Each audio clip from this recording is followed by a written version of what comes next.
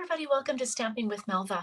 I'm Melva Peters and I'm an independent Stampin' Up! Demonstrator in British Columbia, Canada. And you can find me online at stampingwithmelva.com. It's sketch challenge night. So it's Tuesday night and here I am with a sketch challenge. Now, this one's a little bit different because I'm pre-recording this one. So it's going live when it normally goes live at 6:30. And the sketch will actually post on social media in about a half an hour after this video goes live. So 6:30 Pacific is the time that this is live. And I am in Vienna getting ready for backstage, or not backstage, on stage, Stampin' Up! On stage. So I wanted to make sure I pre-recorded the video and did my sketch challenge so that you wouldn't miss out. So I hope you enjoyed this sketch. It's pretty simple, but I really love the card that I have in mind for it. And I am using a Wish and a Fish, which is a punch bundle from the annual catalog.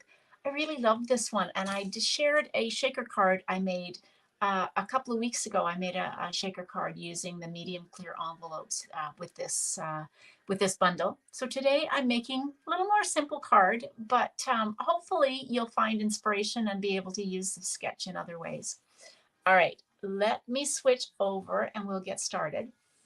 All right, so as I said, this is being pre-recorded, so I will go back and look at the comments. If you have questions, just leave a comment. Let me know you're watching, and I will definitely go back and look at the comments. So this is my sketch for today. So it's pretty simple. You've got a card base that's either 5.5 by 8.5 or 4.25 by 11.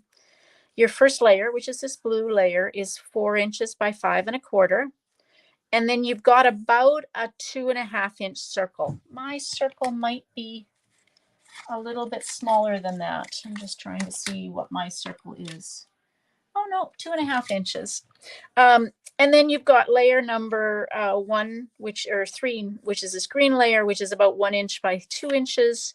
And then this white one is 5/8 inch by 2 inches. So you can do with them, you could, one could be a sentiment and one could be something else, or yeah, lots of ways you could use this one. So as I said, if you missed any of those measurements, this sketch will go live in about a half-hour time on my Facebook group page and on Instagram so that you can grab it from there. And then don't forget to jump over to my Facebook group. The link is underneath this video, and share your cards because I'd love to see what you created. Okay, so this is the A Wish and a Fish bundle. So these really cute fish, some waves, some seaweed, little tiny fish, and some really pretty sentiments. And then a punch that punches out these two fish, and also some, I think these are fins. I haven't used those yet. I just tend to punch out the fish. And I'm going to use a wave, and I'm using a Sea of Thanks as my card, or as my sentiment. All right, so let me bring in my supplies. So I'm using Bermuda Bay as my card base. Grab my paper trimmer. So this is 4.25 by 11, and I'm scoring it at 5.5. Always have to double check and make sure I have my scoring blade and not my cutter. Wouldn't be the first time I use the wrong blade. Okay, so this is the side I score on. This is the raised line. So always fold into that raised line or the mountain and give it a really good burnish with your bone folder. So that's your base. Now, I am using vellum cardstock. I seem to be on a vellum cardstock. Somebody asked me to use vellum cardstock. Claudia, I think, and so I've been using a fair amount of it. Now I have gone, because I like vellum that has been embossed, so I went ahead and embossed my vellum, which is 4 inches by 5.25, using the time-worn type embossing folder. This is one of my absolute favorites. It's one of my go-to ones when I want just kind of a somewhat subtle background image. You can read a few of the words, so you do have to make sure that you've got your words going the right way. And I do. So harvest is the word, so I can see harvest here. And so then I tend to pick out that harvest word and make sure I have it going the right way. And then I cut out a circle using the Stylish Shapes dies, and this is the second largest circle. So that one is cut out of Bermuda Bay. Now, the one thing with vellum is you can see the adhesive behind it. So I tend to figure out where I'm going to put something over top of it, and that's where I adhere it down. And so I tend to leave my vellum kind of free floating. If I need to, I can put a glue dot just behind. So the embossing helps hide the, so you probably can't see that. I can just see it, but the embossing helps to be able to hide that that adhesive really well. If you didn't have the embossing, you would see this adhesive. So sometimes I try and avoid it. If it's not laying flat, I will put a couple of glue dots on, but it seems to be doing all right. Okay, so let's get this ready. And now for some reason, I decided to use shimmery white cardstock. You don't have to, you can use basic white, but I've grabbed shimmery white and I'm using Coastal Cabana. So just a, oh gosh, there we go, it's tight.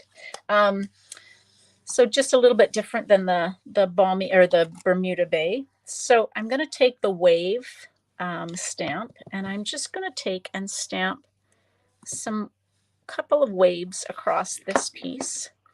And then I'm going to take and stamp my one fish. I'm just using one fish. And while I have my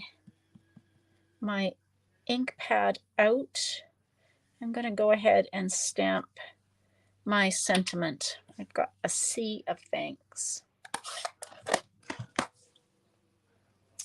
And, okay, so I'm just going to let those sit for just a minute. I find that if I brush too much, maybe on shimmery white, it will maybe I will smudge it a little bit. So I've grabbed my two Bermuda Bay Stampin' Blends. And I know I've showed this in the past, but you can get a splatter technique by taking your blends and using the brush end.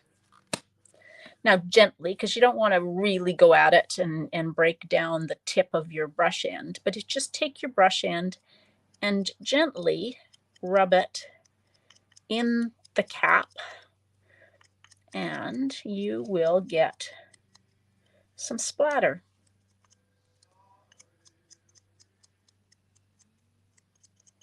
So it may be hard for you to see. If I raise this up a little bit, you might be able to see, well, you can kind of see the little splatter marks, just a little bit of subtle splatter, and you can add the lighter one if you want.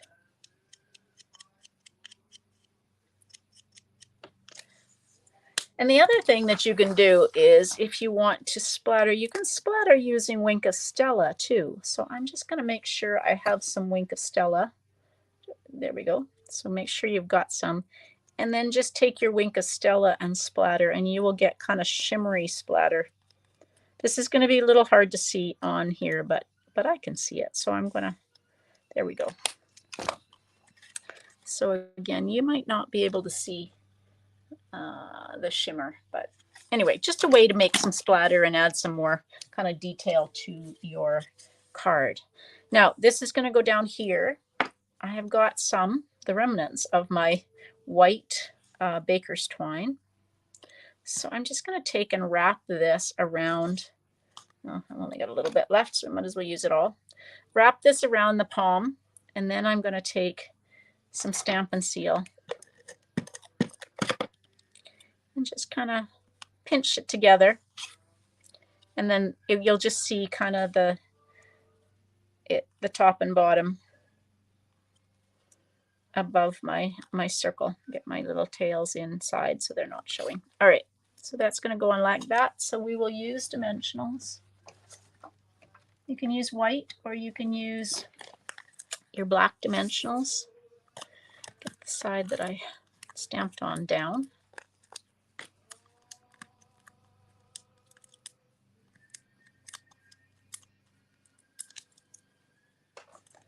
Get my waves going the right way. I don't know if there's a right and wrong way, but at least they're going the right direction. All right, and now I'm going to take and punch out, and of course I've stamped my fish going the wrong way. That's not clever because I want to be able to see my fish. So I need to punch or stamp my fish going the other way. So let's do that again. Should always look to see what's happening with the punch. There we go. So now I can take, hopefully I don't smudge this, and punch out my fish. Oops, and the fins fly. All right, and then while that's, I'll just take my scissors. So I'm just going to fussy cut this. I could have cut it 5/8 of an inch or 1/2 an inch, but I always say just kind of, you know, that piece for the sentiment is just a rough guess of what the sentiment will be, and you can adjust it however you want. All right. Let's see. A little bit long, but we'll just trim it off a little bit on each end. There we go. And now we're going to use, so lots of ways you can do this. So my top off of my sketch was a rectangle, so my fish is kind of rectangular, so we'll put him at the top, and then we'll take a couple of dimensionals. Oops.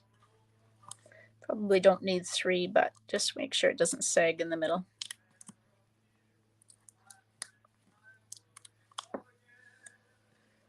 And we'll put sentiment there, straight.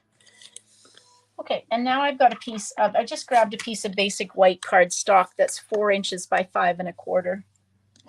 So we're just going to stamp the fish down here in the corner. Like that. And I'm going to stamp the wave. I'm going to stamp off, and we'll just stamp the wave kind of over the fish like that. And then that leaves me lots of room to write my sentiment. Just use Stampin' Seal because that's what I have in front of me. And then we just need to put some embellishments on the front. So I've grabbed these. These are the fine sparkle adhesive back gems. These are part of the gnomes, the kindest gnomes or the storybook gnomes. And there are 4 colors: Calypso Coral, Pale Papaya, Balmy Blue, and Pool Party. So let's use the Pool Party ones because they definitely coordinate with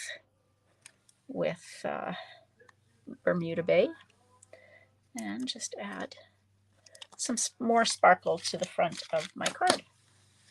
So there is my version of this sketch. So hopefully pretty simple. Lots of ways you could use it. You could use designer series paper. You could use you could do some stamping on here. You could use plain cardstock and emboss. Lots of ways that you could use this sketch.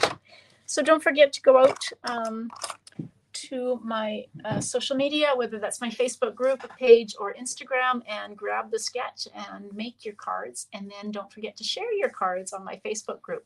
And maybe at the end of November, I'll be sending you happy mail for sharing your cards. All right, everybody, thanks so much for joining me. Now, I will have a pre-recorded video for you on Thursday night with a technique. So I hope you'll join in and share your cards again that you make using the technique. And then I will be live again, or actually I will have a recorded video for you for next Tuesday as well. So I'm gone in Vienna until the 16th of November, and then I will be back live. All right, everybody, stay tuned. If you're part of my social media on my group page, I will be posting pictures of the trip to Vienna and, of course, on stage. All right, everybody, thanks for joining me. Happy stamping.